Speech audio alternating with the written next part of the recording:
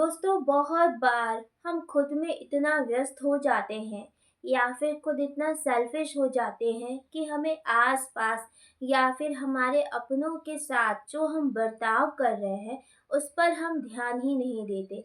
और जब तक हमारा ध्यान इस पर जाता है या फिर वही सेम बिहेवियर हमारे साथ जब तक नहीं होता है तब तक हमें अकल नहीं आती है। नमस्कार दोस्तों, मैं काशिका लहल आप सभी का हृदय से स्वागत करती हूँ और आशा करती हूँ कि महादेव आप सभी पर अपनी असीम कृपा बना करके रखेंगे। दोस्तों, एक लड़की थी जिसका नाम था रिया। रिया बेहद सुंदर समझदार लड़की थी, पर वो अपने माँ-बाप की इकलौती लड़की थी। बड़े ही लाड-प्यार से पली थी, जिसके लिए उसे हमेशा ही प्राउड रहता था। वो थोड़ी ज़िद्दी किस्म की लड़की थी। उसे लगता था कि उसे जो कुछ भी चाहिए, उसे वो सारी चीज़ें मिल जानी चाहिए। और इसीलिए जब वो थोड़ी बड़ी होती है, कॉलेजेस में जाती है, तो वो अपने ही पसंद के लड़के से शादी करती है, अपने माता-पिता से ज़िद करके। हालाँकि उसके पेरेंट्स को लड़का भी पसंद आ जाता है क्योंकि वो पढ़ा-लिखा समझदार व्यक्ति रहता है। रिया और उसके पति राहुल की शादी बड़ी ही अच्छे से धूम-धाम से हो जाती है।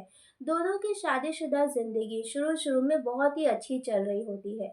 शादी के लगभग 6 महीने बाद रिया को अपनी शादी में कमियां नज़र आने लगती है, क्योंकि अब राहुल के पास उसके लिए कम समय रहता था। उसे ऐसा लगता था, रिया को लगता था कि राहुल हमेशा उसे घुमाए-फिराए, गिफ्ट दे, जैसे शुरू में कॉलेज के दिनों में होता था। वो हमेशा सोचती थी कि उसका पूरा लाइफ हमेशा वैसे ही रहे जैसा स्टार्टिंग के टाइम पे रहता था। उसे अपनी रिस्पॉन्सिबिलिटीज़ का, ज़िम्मेदारियों का बिल्कुल भी एहसास नहीं था और उसकी सास-ससुर भी बहुत अच्छे मिले थे। वो रिया को बहुत समझते थे, उसे बिल्कुल अपनी बेटी मानते थे और राहुल भी रिया से बहुत प्यार करता था। वो रिया को हमेशा समझाने की कोशिश करता था कि अब हम कॉलेज स्टूडेंट नहीं हैं, अब हम हस्बैंड वाइफ हैं। तुम्हारी कुछ रिस्पॉन्सिबिलिटीज़ है मेरे घर के प्रति जो तुम्हें निभानी होगी और हम दोनों मिल करके सारी चीज़ें कर लेंगे। पर रिया राहुल की बात को समझने के लिए तैयार नहीं थी। दरअसल रिया इकलौती लड़की थी। वो जो भी माँगती थी सारी चीज़ें उसे हमेशा से मिलती आई थी, जिस चीज़ की उसे आदत हो चुकी थी। और यहाँ पर राहुल पूरी कोशिश करता था कि वो रिया के सारे अरमानों को, सारे ख्वाहिशों को पूरा कर सके। पर वो एक मिडिल क्लास फैमिली से बिलॉन्ग करता था और रिया बार-बार उसे कहती थी कि वो अपनी सारी सैलरी उसे दे। लेकिन राहुल जानता था कि रिया उसकी सारी सैलरी को ख़त्म कर देगी। और जहाँ तक उसे पता था कि उसकी माँ सारे घर को चलाती है, मैनेज करती है, इसीलिए वो अपनी सैलरी अपनी माँ को देता था, जो बात रिया को पसंद नहीं आती थी। धीरे-धीरे रिया का स्वभाव अपने परिवार के प्रति और ज़्यादा रूखा होने लगा। फिर एक दिन रिया ने डिसाइड किया कि अब जाकर वो राहुल से डाइवोर्स लेगी और बिना राहुल को बताए, बिना अपने ससुराल वालों को बताए वो अपने मायके चली आती है। और अपनी मम्मी से कहती है कि अब उसे अपने ससुराल नहीं जाना है। उसकी वाइब उसके पति के साथ मैच नहीं होती। उसकी लाइफ अब पहले जैसी नहीं रह गई है, बोरिंग हो गई है। अब मुझे राहुल के साथ डाइवोर्स चाहिए, अब मैं यहीं रहूँगी आराम से, मस्ती से। उसकी माँ रिया की इन बातों को सुन कर के बड़ा परेशान हो जाती है। वो बहुत कोशिश करती है रिया को समझाने की, पर रिया उनकी एक भी बात सुनने को तैयार नहीं होती है। अब रिया के पापा घर आते हैं। रिया की माँ रिया के पापा से सारी बातें बताती है और जिसको सुन कर के रिया के पापा भी परेशान हो जाते हैं। फिर वो कहते हैं कि आप बात करिए रिया से। तो रिया के पापा कहते हैं जिस तरह से मैं रिया से बात करूँगा, बीच में तुम कुछ नहीं बोलोगे क्योंकि मुझे पता है उसे किस तरह से समझाना है, किस तरह से उसे सबक सिखाना है।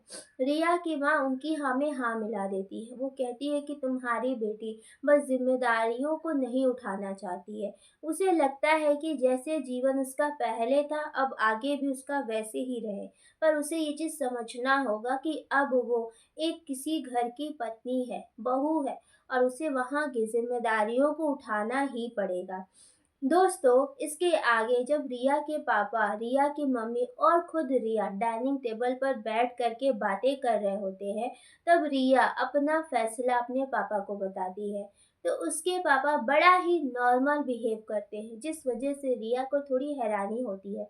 उसे लगता था कि उसके पापा भी उसे समझाएंगे, पर वो उसका सपोर्ट करते हैं। तो रिया खुश हो जाती है, वो कहती है कि दैट्स लाइक माय फादर। फिर रिया के पापा रिया से कहते हैं कि देखो, तुम्हें राहुल के साथ नहीं रहना है, तुम्हें राहुल से डाइवोर्स लेना है, ये तुम्हारी मर्जी है। लेकिन अब तुम अपना बंदोबस्त कर लो, क्योंकि अब तुम यहाँ पर भी नहीं रह सकती। रिया थोड़ी हैरान हो जाती है।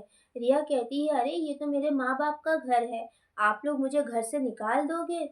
तो उसके बाद रिया के पापा कहते हैं कि तुम राहुल से डाइवोर्स सिर्फ इसलिए लेना चाहती हो क्योंकि तुम्हारी उससे वाइब नहीं मैच हो रही, तुम्हें घूमने फिरने को नहीं मिल रहा, तुम्हें गिफ्ट्स नहीं मिल रहे हैं, या तो यूँ कह लो तुम्हें उस हिसाब से चीज़ें नहीं मिल रही है जैसे तुम्हें कॉलेज के टाइम पे मिलती रहती थी।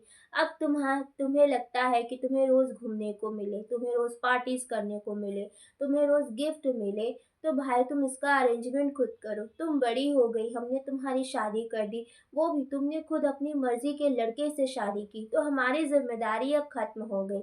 हमें जितना करना था तुम्हारे लिए, हमने वो कर दिया है। अब मेरी और तुम्हारी मम्मी के भी कुछ सपने हैं, कुछ अरमान हैं। अभी तक हमने जो कुछ भी किया सिर्फ़ तुम्हारे लिए किया। अब मैंने जो भी सेविंग्स की है, उससे मैं खुद अपनी और अपनी वाइफ़ की ज़िम्मेदारी उठाऊँगा। थोड़ा अपनी लाइफ़ को एन्जॉय करूँगा, थोड़ा हम घूमेंगे-फिरेंगे, थोड़ा मस्ती करेंगे, जो अभी तक हम नहीं कर पाए हैं। अब तुम अपना अरेंजमेंट खुद करो, कहीं जॉब ढूँढो, कहीं नौकरी ढूँढो, कुछ करो, इंडिपेंडेंट बनो, अपने खर्चे खुद उठाओ। तुम्हें जो कुछ भी चाहिए तुम करो, मैं मना नहीं कर रहा हूँ, लेकिन खुद अपने बल पर करो। मुझसे किसी तरह की कोई भी हेल्प की उम्मीद मत रखना, क्योंकि मैंने तुम्हारी शादी करके अपनी सारी ज़िम्मेदारियों से छुटकारा पा लिया है। अब रिया अपने पापा की ये बात सुन कर के हैरान हो जाती है। उसके बाद वो गुस्से में डाइनिंग टेबल से उठती है और अपने पापा से कहती है कि आपसे अच्छा तो मेरा पति है, जो कम से कम मेरे नखरे तो उठाता है, उसके बाद भी मैं उसे छोड़ कर के चली आऊँगी। मैं आपके पास अब नहीं आऊँगी कभी, मैं जा रही हूँ अपने ससुराल, अब आपसे मेरा कोई रिश्ता नहीं, कोई नाता नहीं। ये कहते हुए वो अपने ससुराल चली जाती है।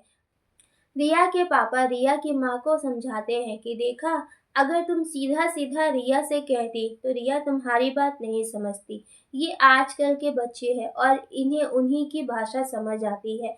जो व्यवहार उसने राहुल के साथ किया, वही सेम मैंने उसके साथ किया, तब जा कर के उसे अकल आई कि उसके जीवन में उसके पति की क्या उपयोगिता है, कितना ज़्यादा इम्पोर्टेंट है उसका हस्बैंड उसके लिए। और जिस वजह से वो आज अपने ससुराल में और अपने गृहस्थ जीवन में खुशी से रह पाएगी।